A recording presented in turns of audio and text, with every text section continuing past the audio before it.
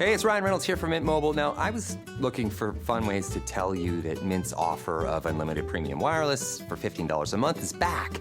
So I thought it would be fun if we made $15 bills. But it turns out that's very illegal. So there goes my big idea for the commercial. Give it a try at mintmobile.com/switch. Upfront payment of $45 for 3 months, $90 for 6 months, or $180 for 12-month plan required. $15 per month equivalent. Taxes and fees extra. Initial plan term only. Greater than 50 gigabytes may slow when network is busy. See terms. This podcast is part of the Robots Radio Rocket Club, a program designed to help all podcasts reach their full potential. For information about joining the Robots Radio Rocket Club, check out robotsradio.net. Welcome to Holocron Histories, Star Wars Canon versus Legends, where we're going to take a deep dive into the lore of the Star Wars universe.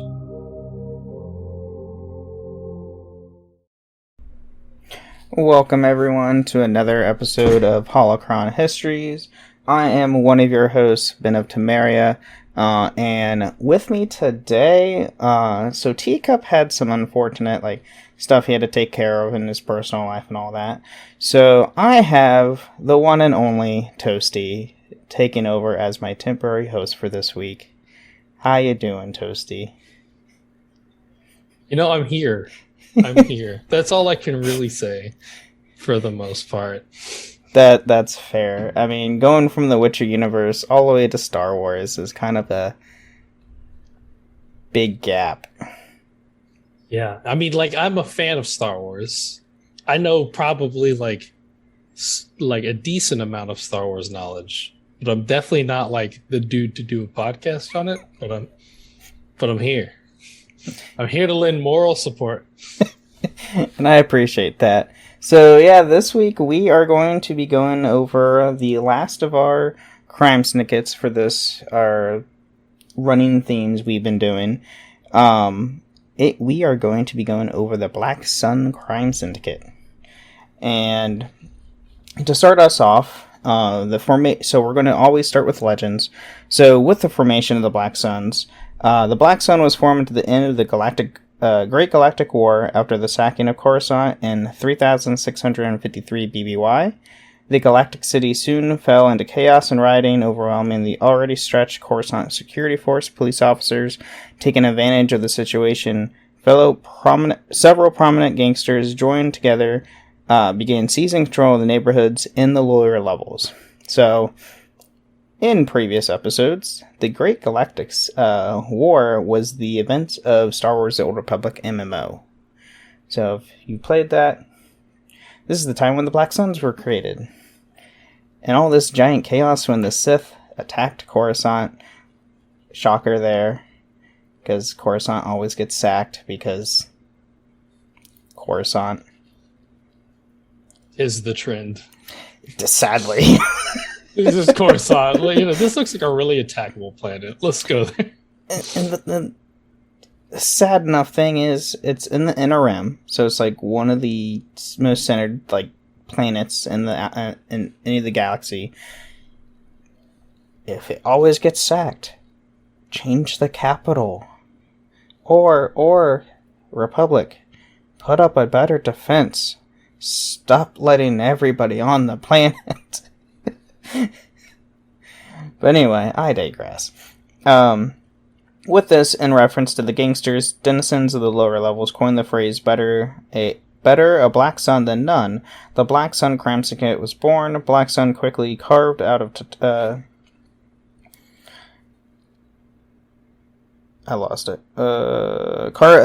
carved out of territory for itself and developed spice and weapon trafficking operations. Through their advance to claim more sectors and holded by the Justicars Brigade, the rioting and looting never stopped within their own territory. In the following years, the Cold War, Black Sun's influence stretched beyond Coruscant, and the game became a galactic criminal syndicate.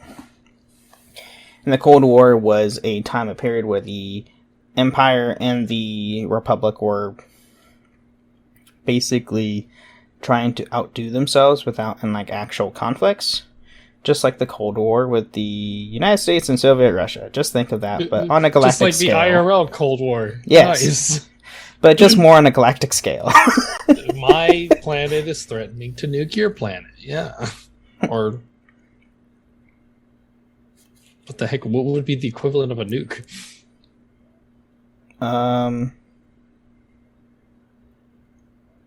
It's not. I know. important. Yeah, it's not really important at the moment, but I know there is one that's equivalent to a nuke, if not more. I mean, you have orbital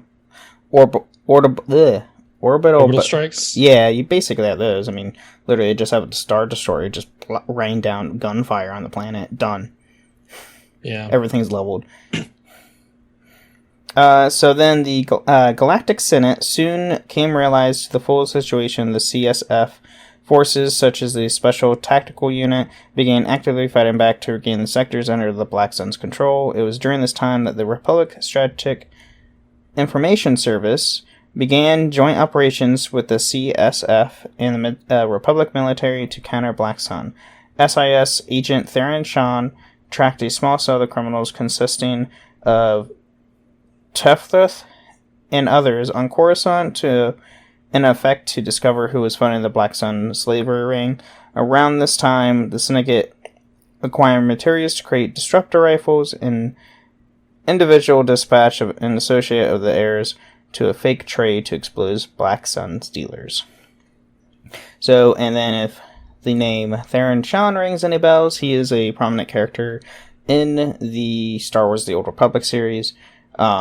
In the MMO and even in the books, I know he's actually a main character in one of the books. So, that's always fun. This is where Teacup would make a comment about the book, because he's definitely read it, but unfortunately, I have not. I mean, it seems like he's read every Star Wars book in existence, honestly. It seems like it, but no. It seems... Oh, okay. Well, he does a good job of pretending it. Hopefully he doesn't hear that.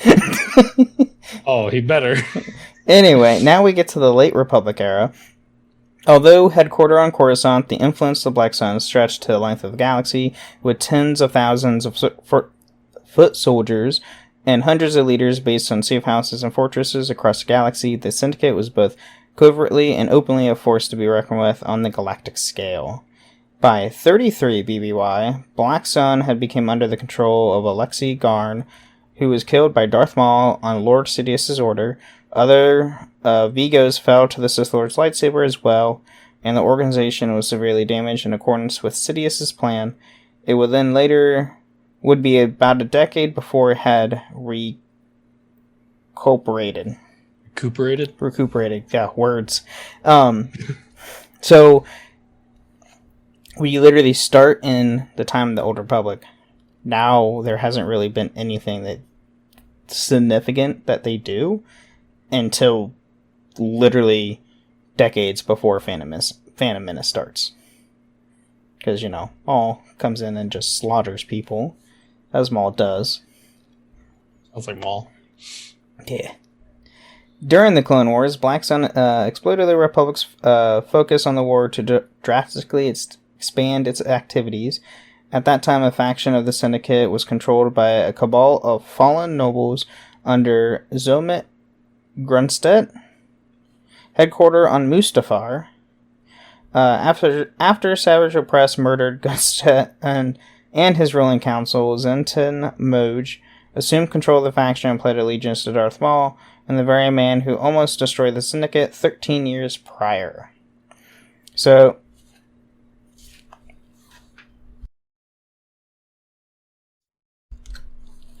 I had a cough there. So in the previous episode, we talked about Moj in our last episode, where he took control of the Black Sun and joined the Shadow Collective, which I'm about to go into. But yeah, they're headquartered on Mustafar, which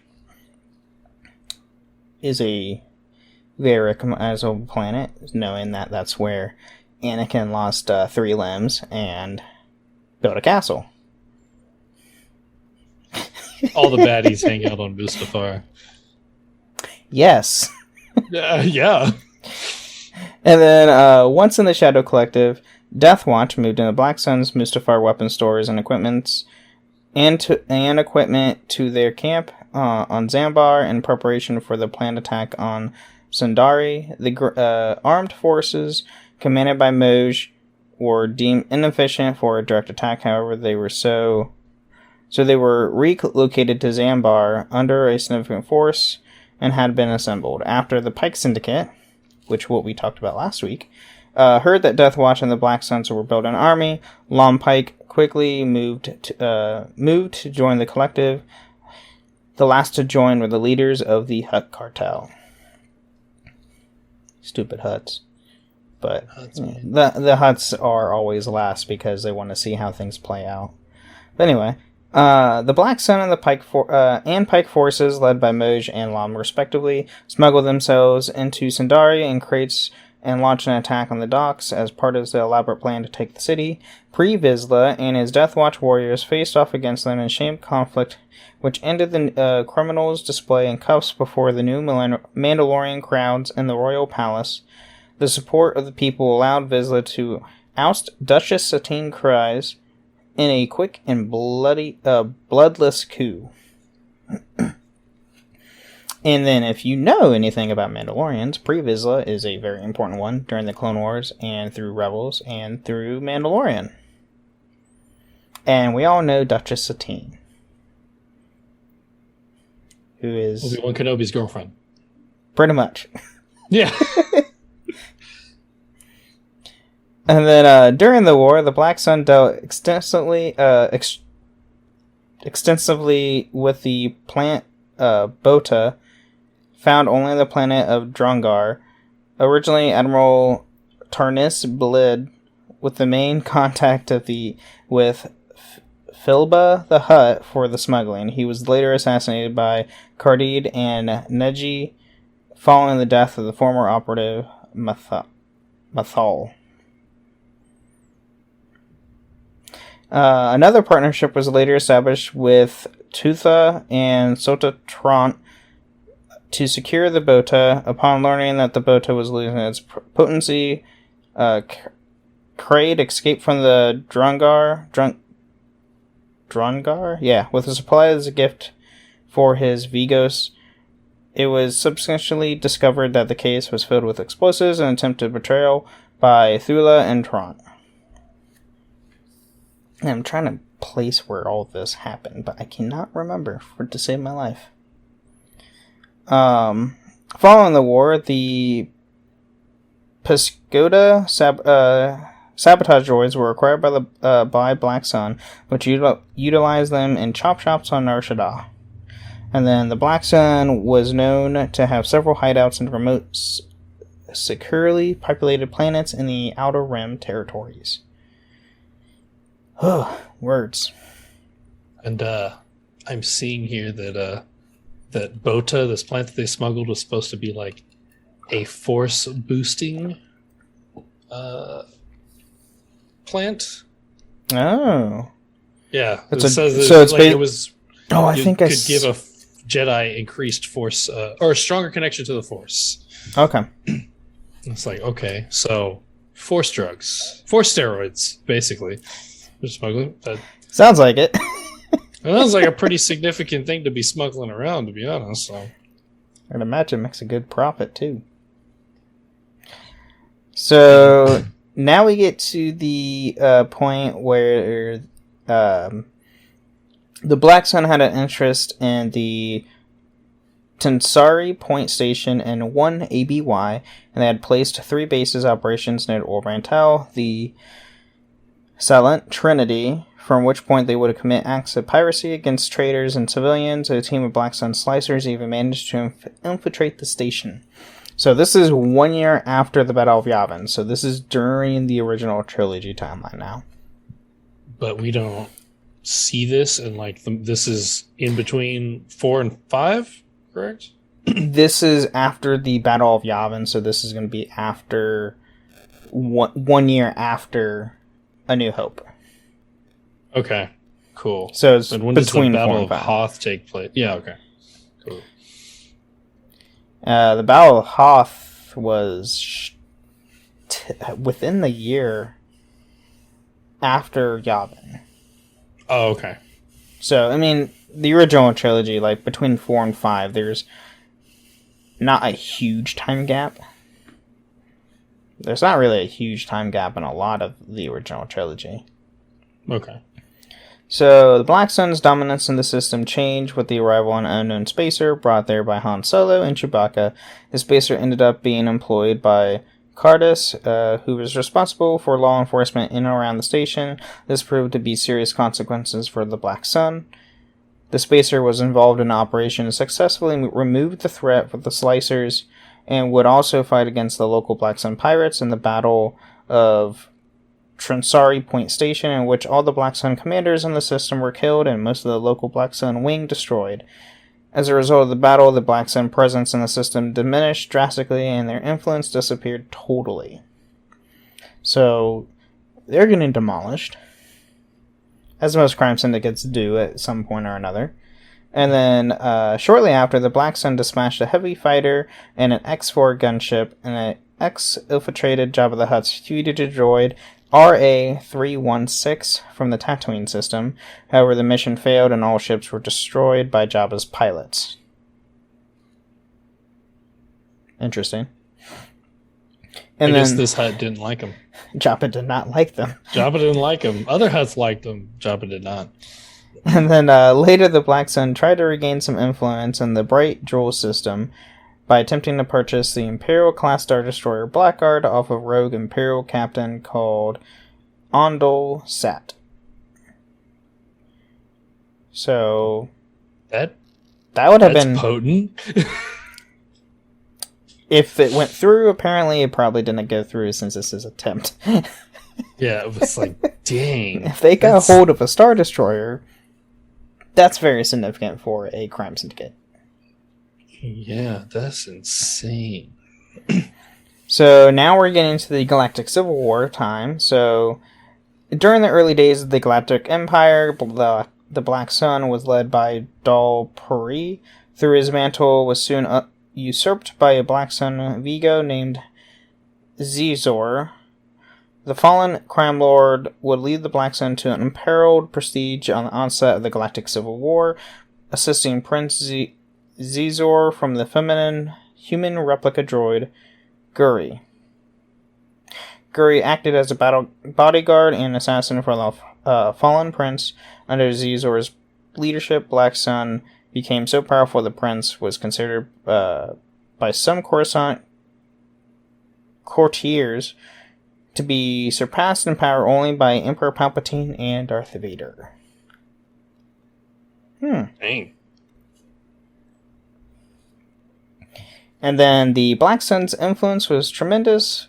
They had practically a limitless amount of credits, more than enough to finance any operation they wished to complete. They ruled the underworld, and few individuals and organizations dared to cross them or pose a threat to them. Trillions of members were active at this point in time, spread across the galaxy to protect the Black Sun's interest. So they're like at the height of their power in the Galactic Civil War. Basically. Yeah, because with all the turmoil and like chaos from the Empire and the rebel forces, it gave a lot of crime syndicates the power and the diversion they need to gain to that power.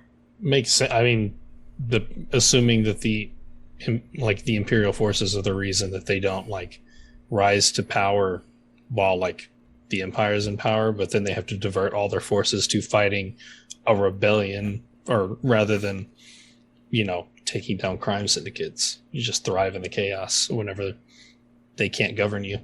Right. So, and then we get to Caesar also dealt with a rival criminal organization, the Zan Consortium, and Consortium, yeah. In 3 ABY, Zizor hired Tiber Zan, leader of the consortium, to steal titanium gas from a mining facility on Bespin. In actuality, Zizor had laid a trap to dispose of Zan. Well, yeah. And we all know Bespin. Bespin's where Cloud City's at.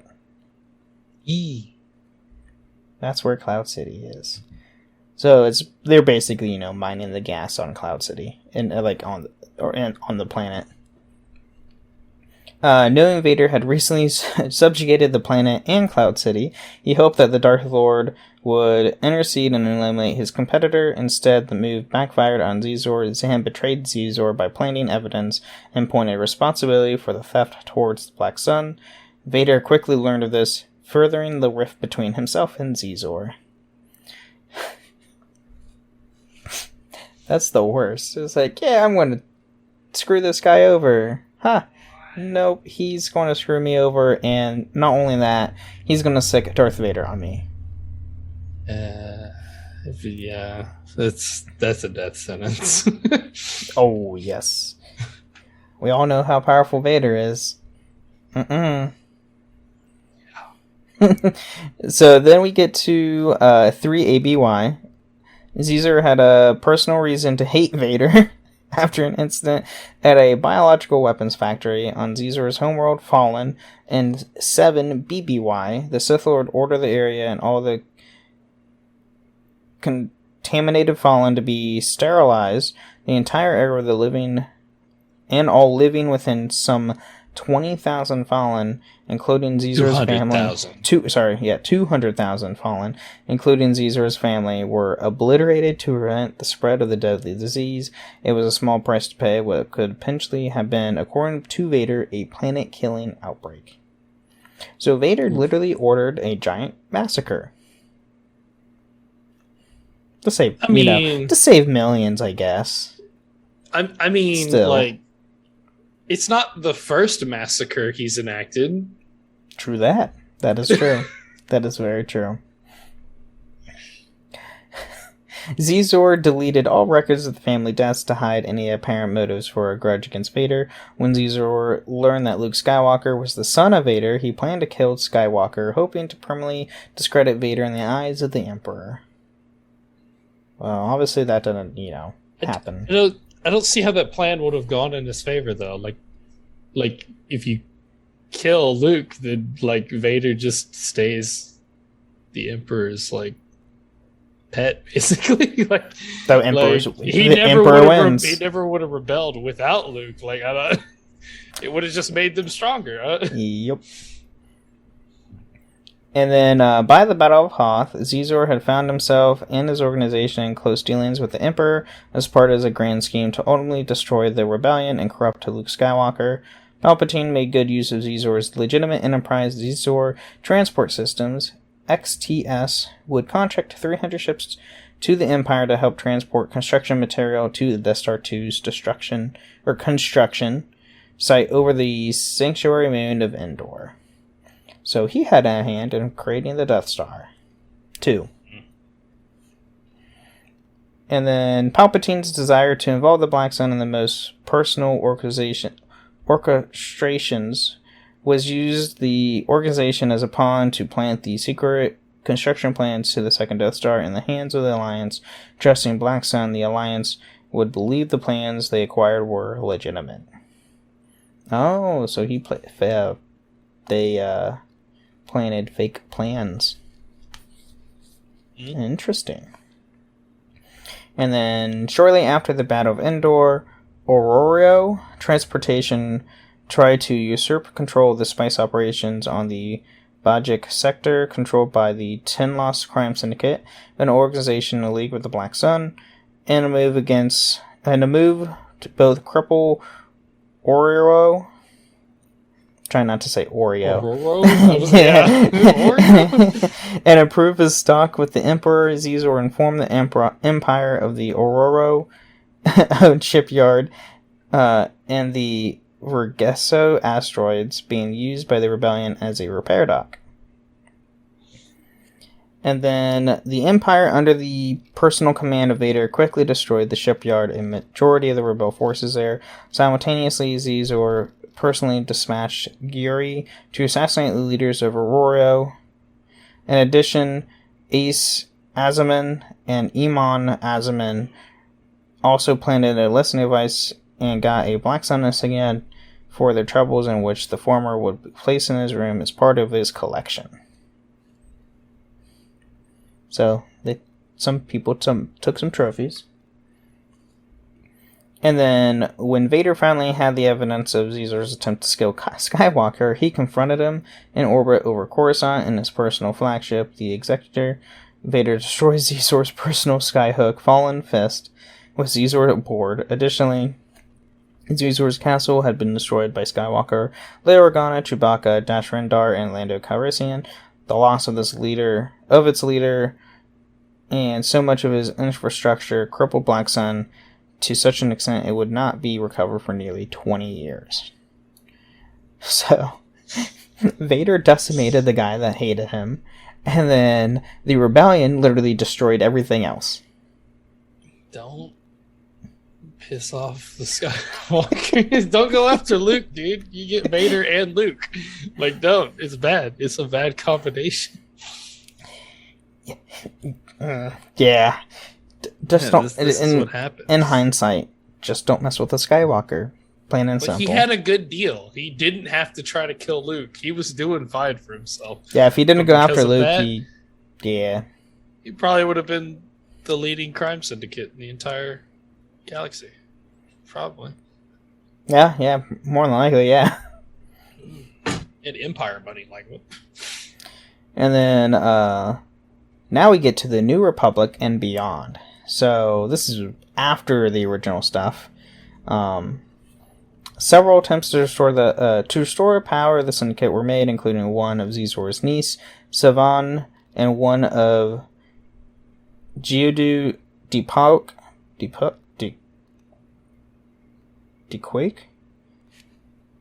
I'll go with that. Who termed his enterprise Black Nebula. So now they're going by Black Nebula, not Black Sun. I mean, which one's cooler, Ben? Black Nebula or Black Sun? Black Nebula sounds cooler than Black Sun, personally. That's fair, yeah. I think I agree. Alright. And then, in 6 ABY, as part of the New Republic's attempt to liberate Coruscant, 16 of the galaxy's most notorious criminals were released from the prison colony on Kessel in order to cause disruptions and were intended to allow infiltration by New Republic agents, including the members of Rogue Squadron. This tactic backfired as the released prisoners, including Zeka Thine and former Moff Fleury Zero, went to successfully resurrect Black Sun. Oh, that's great. Oh, and this is where it's going to get cool. By the time of the Thrawn Crisis and the return of Palpatine, Black Sun was headed by Yul Akib. Working with Grappa the Hutt, he attempted to take control of the Imperial Interim Ruling Council to no avail.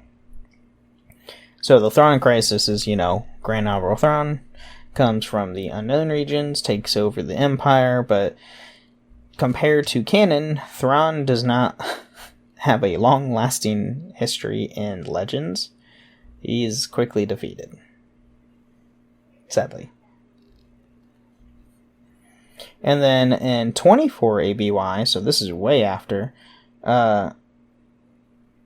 Zerthros attempted to bring back the criminal syndicate to its former glory and to dominate the galaxy. He planned to take over by sending spies and operatives in the most key points in it, and sending them all out at once. He sent them to many places, including Calout City, Ord Mantell, Anubis, Kessel, and the Crystal Reef. In their failed Kessel uprising, the new Jedi Order retrieved Zerthros and the signal he planned to send. The New Republic then, one at a time, warned the locals, sent the signal to a planet, and arrested thousands of Black Sun agents across the galaxy, and effectively destroyed the organization. And then, in 43 ABY, the new Jedi Order collected clues about a reorganization of the organization. So the new Jedi Order is the Jedi Order that Luke's created after the original trilogy. So if you ever play Star Wars Jedi Outcasts, that's you're that Jedi Order. So Luke had a hand in destroying the Black Suns twice. Yes. Yes. Yeah, don't mess with the Skywalkers. Simple as that. Don't mess with the Skywalkers. And then now we get to a very short time of Darth Krayt's Galactic Empire.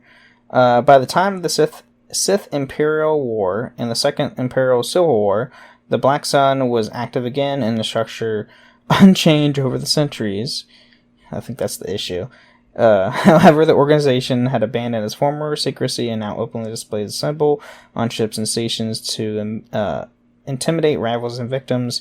It was dealing in illegal Yuzhong Von weapons, extortion, and particularly active in the Outer Rim, where it was responsible for attacks on Imperial convoys. And eventually, I do want to do an episode on the Yuzhong Von. They are the most terrifying things the Star Wars universe has ever dealt with. To where... I'm looking at a picture, and this thing looks scary. So they're force resistance, completely. The force does not affect them whatsoever. Unable to be sensed. Oh my gosh. It took the Empire and the Republic to actually... Like, the Sith and the Jedi actually had a truce and worked together for the once in, like, thousands and thousands of years to fight off this alien race that entered their galaxy. And, get this, all our weapons were organic. Yeah, see this picture here that they have like a staff made of like wood looking kind of. That's so. Oh my gosh. Oh man, the stuff that I'm reading, these are just terrifying. Right? Gosh, it's gonna be you need all the warnings. They were in the episode. They were only in the comics, and with that was the storyline where Chewbacca originally dies in, and he goes out a Wookiee style death to the battle, to the end, everything. Like, he's ripping limbs off left and right and going down, like, taking so many guys after him. But, yeah. I doubt we'll see that in the current canon. I don't know. I mean, because this is... Yuzhong Vong was, like, years upon years. Like 100 years after Luke Skywalker. Like, his descendants are the ones dealing with all the crap. Chewbacca's only there because he's a Wookiee. It'd be like a horror, like, like that'd be like a Sam Raimi Star Wars film right there. Yeah, pretty much. But that's what we got in Legends. So, I mean, it's time for a mid-break, Ben? It is time for a mid-break. So let's start our mid-break.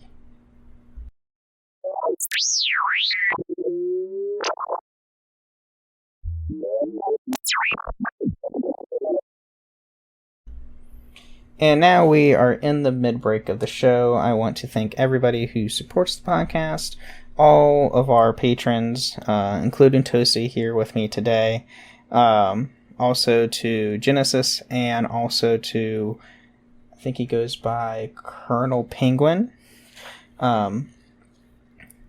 Yes, we have another patron, Toastie. Goes by Colonel Penguin. That's a cool name. Yes. I'm cool with it. And then, if you want to support the show, always you can support us financially through Patreon, where you can come on the show once a month, or get ad-free episodes. And if you don't, you can always support us by leaving us a review on Apple Podcasts or giving us a 5-star rating on Spotify. That really helps the podcast us grow individually and to help the show out more. And then if you leave a 5-star review on Apple Podcasts, we will read it on the show. And I don't have any reviews this week. We do have 31 ratings now on Spotify. Nice. So we are getting there. And we have 11 reviews and ratings on Apple. So if you got anybody wants to partake in that, please do. And I think that's all I got for the mid-break. It's pretty short mid-break this week. My upstairs neighbors are screaming. It's so loud. I'm like, what the heck is going on? Okay. Well, I guess we can shout out the. You can also find us on the Robots Radio Discord and the Cups Podcast and More Discord as well, to where you can find a bunch of shows: Assassin's Creed, Dragon Age, Star Wars, Witcher, Elder Scrolls, Fallout, all the things that anybody would like. We got it, including Toastie's shows. Yeah, I do. I do The Witcher, which Ben will be on Monday. In the next 2 weeks, actually. Yeah, for the next... Oh my god, it will be the next 2 weeks. Holy crap. Yep. So, you want to see more Ben over there. Yeah. So, that's all we got for this mid-break. So, let's get back to it. Athletic Brewing Company crafts award-winning non-alcoholic beers for those who want to be part of every round. With over 185 flavor awards, they're exceptional NA beers that fit your lifestyle and any social occasion. Summer's full of good times, and Athletic fits right in. Go to athleticbrewing.com to have brews delivered to your door, or find them at a bar, restaurant, or store near you. Near beer. Athletic Brewing Company. Fit for all times.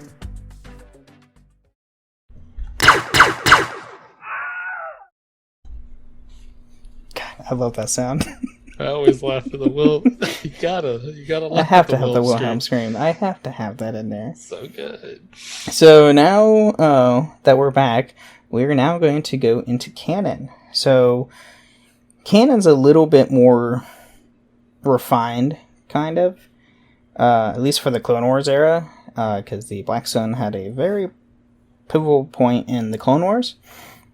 So during the Clone Wars, the Syndicate was very influential throughout the galaxy and ran by a group of fallen noblemen from a fortress on Mustafar. Well, that didn't change. Same, yeah. One of its members was Zero the Hutt.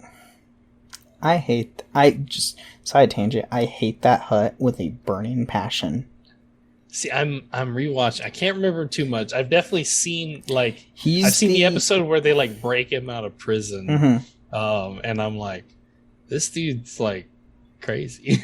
He's annoying. That's what he is. He's just a nuisance. Like a madman. During the war, Black Sun was coerced by the rogue Sith Lord Maul into joining the Shadow Collective, and after his brother Savage Opress killed their leader, Zoma Grunstead, Black Sun openly maintained a base on Ord Mantell. So a lot of this doesn't change because Clone Wars is canon and Legends, since it was pre-Disney and Disney, because it was done by George Lucas did both.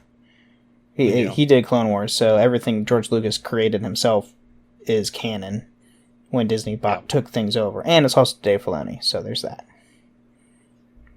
Fair enough. Under the direction of the Shadow Collective, Black Sun and the Pike Syndicate participated in the large Battle of Ord Mantell, defending against separatist attackers led by Count Dooku and Grievous. So that I completely forgot, that they actually fought against the separatists, which, thinking Kramsinkus, they would, help the separatists. Apparently not. And towards the end of the Clone Wars, Black Sun's leader, Zaitan Maj, proposed merging with this Pike Syndicate, which specialized in distributing illegal narcotics. When the Pike leader, Marge Krim, rejected his demands, Moj retaliated by kidnapping his family in order to force Krim to change his mind. Krim hired two independent bounty hunters, the former Sith apprentice Asajj Ventress and the undercover Jedi Master Quinlan Vos, to rescue his family. The two bounty hunters raided the Black Sun Fortress on Mustafar and succeeded in rescuing Krim's family. During the rescue mission, Moj and his fallen guards were assaulted by Ventress and Vos. Black Sun retaliated by sending a fleet to attack the Pike stronghold on Oba Dia. So, and that happened in one of the books. Teacup would be able to tell you the book, and I can't remember on the top of my head. But there's a book that's specifically that is about Quinlan Vos and Asajj Ventress. And this is where Asajj, she became she became a bounty hunter, but she's not considered herself a Sith anymore. Okay. So. I can kind of see the reason that, they would go against the Separatists, because it seems like they're obviously peddling in a lot of things that like droids wouldn't have much of an interest in. Yeah, like narcotics. I think droids. Yeah, like- droids don't need narcotics. Do they need narcotics? No, they can't even use them. Oh, no. But it's also, well, maybe Grievous. He's a little Nah. weird. Yeah, I don't think he can. But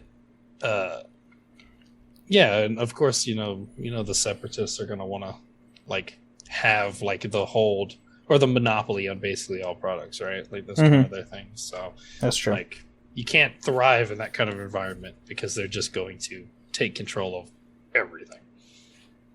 That's true. So now we get to the Age of the Empire. So I guess the Clone Wars part was actually pretty simple.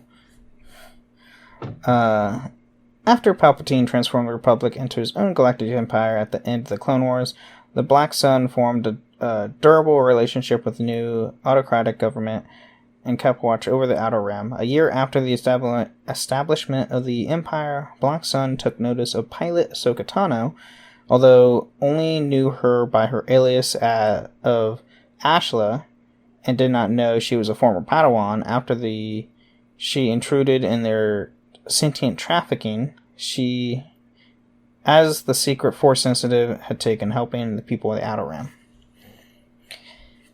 So, this is all new stuff to me, honestly. Learning that this is not Rebels. Okay. This is before Rebels. I haven't watched Rebels. I think this is during the Ahsoka novel. Because there is a novel specifically for her. And if you haven't read it, I highly recommend it. And if you want to read it, get the audiobook version. Because it's the voice actress for Ahsoka narrating the book. What's the name of this? I need it now. It's just literally called Ahsoka. I'm probably gonna get that right now. Yeah, it's awesome. I still need to listen to it, but I found out that it's the voice actress who does Ahsoka is narrating the entire book. And it's like, we need more of this. Yeah. I need more of the voice actors narrating books. Come on. Yeah. Learning that Ashla had been hired by the Fardi clan, Black Sun knew they could pay her more than the smaller group, although they wanted her to work to make back the thousands of credits she had cost them. Thus, Black Sun ordered their agents to either hire or kill the pilot. When one Black Sun agent found her on the Outer Rim planet, Tano rejected the job offer, escaping on board her light freighter as the agent fired on her. And then, using their sleek starship, the agent pursued Tano, even as she concurrently realized her encounter with the agent had helped clear her mind of doubts. Tano, the agent's dogfight, was interrupted by Cardri Tag's starship, having been sent by Senator Bail Organa to locate Tano, and the agent elected to escape instead of attack the larger craft.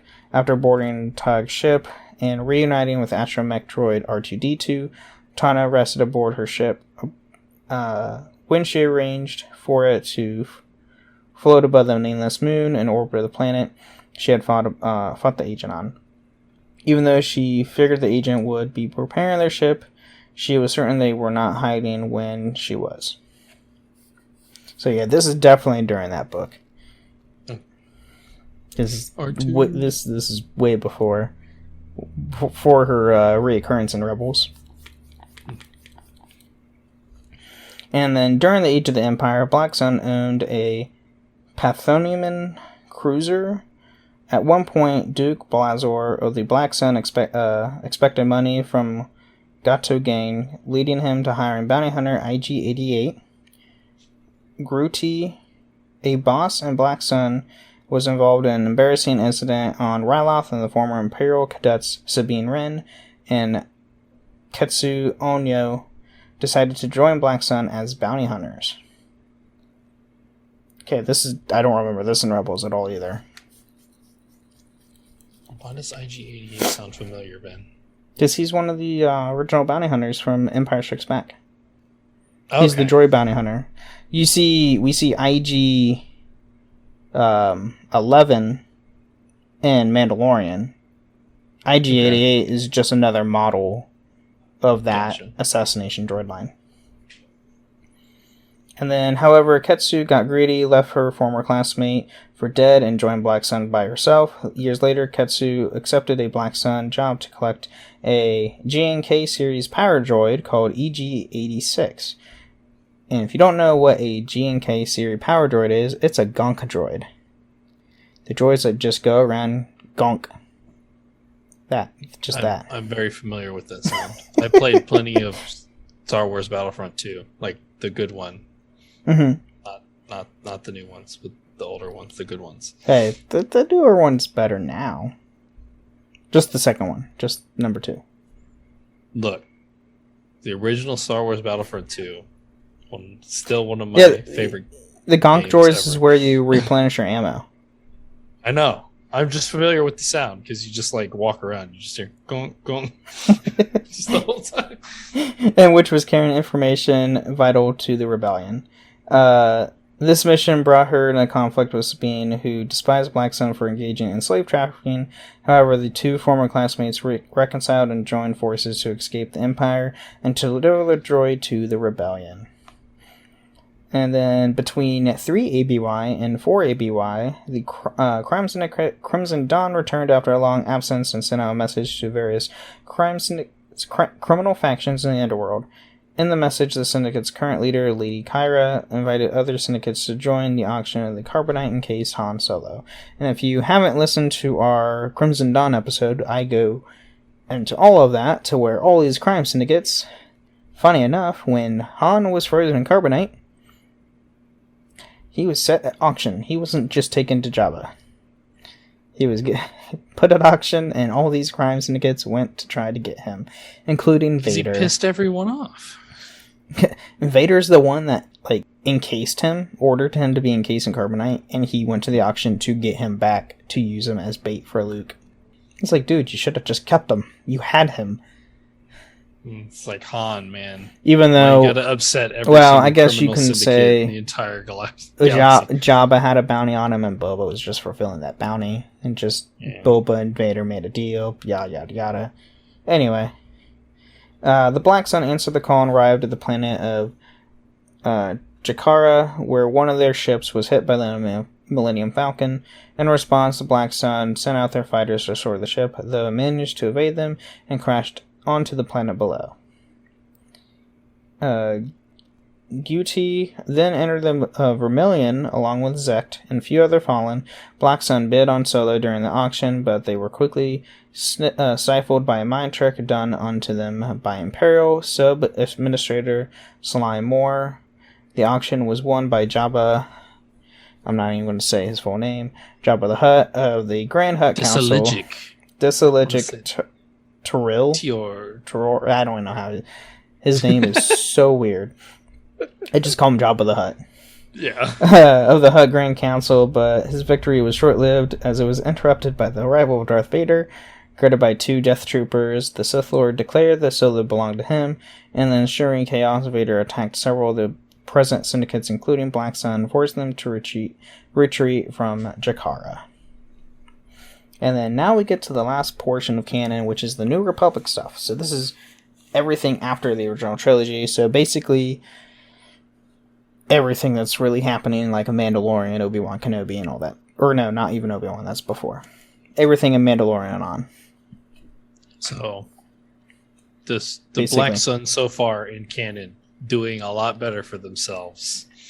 They're not getting destroyed on a regular basis. They haven't been destroyed 3 times yet, so I think they're doing better for themselves.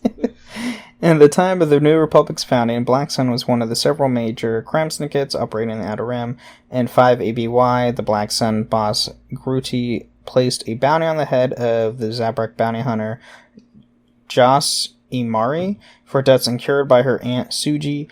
Underboss Renskar and her henchmen abused Joss and Suji while they were visiting Nar Shaddaa for information on Han Solo's whereabouts. Josh managed to convince Renskar not to turn her in by offering to repay them double the amount she owed. Renskar also provided Joss with information about Han Solo's whereabouts. And then, shortly before the Battle of Jakku, the bounty hunter Muscule Shift decided to collect Gruti's bounty on Amari's head in the retaliation for her role in ambushing him on the planet Terrace. Later, Black Sun conspired with the upstart Red Key Raiders to prolong the Galactic Civil War. So, if you know the Battle of Jakku, play Star Wars Battlefront 2, the new one. You actually are in the events of the Battle of Jakku, which, Jakku being the planet where we see Rey for the first time in Episode 7. And, the Red Key Raiders, I believe, is another crime syndicate during that time as well, in the sequel trilogy, if I recall. And then Terrace I didn't realize Terrace was, in the canon, but Terrace is another famous planet in the Old Republic, Knights of the Old Republic games. In the first Knights of the Old Republic, you're playing on that. That's the first planet you go to. Once you leave, has an orbital bombardment on it, and it's decimated for thousands of years. Yay! Anyway, the last bit, they bid and blackmailed 5 New Republic senators: Ashman Erk, Dorwedo, Rethalo, Greco Sorko, and Nib Tarn into opposing Chancellor Mon Mothma's resolution to send New Republic's Defense Force forces into the NRM world of Jakku, where the Galactic Empire had retreated to. Their plot was foiled by a team led by Sinjir Rath Balis and Han Solo, who managed to rescue Nib Tar's child and convince the senators to exchange their votes in return for pardons and political favors. And that is what we got the Black Suns in canon. So the last bit of portion was mainly just, hey, they had a stake at the Battle of Jakku, basically.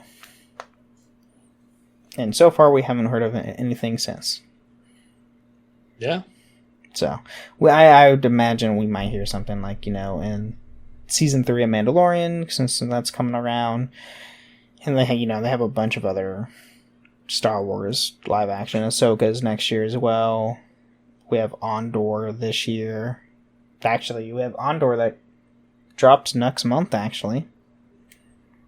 So that's going to be end of next month. Completely forgot about that till now. That's going to be 12 episodes. So it's the longest running Disney Plus show so far.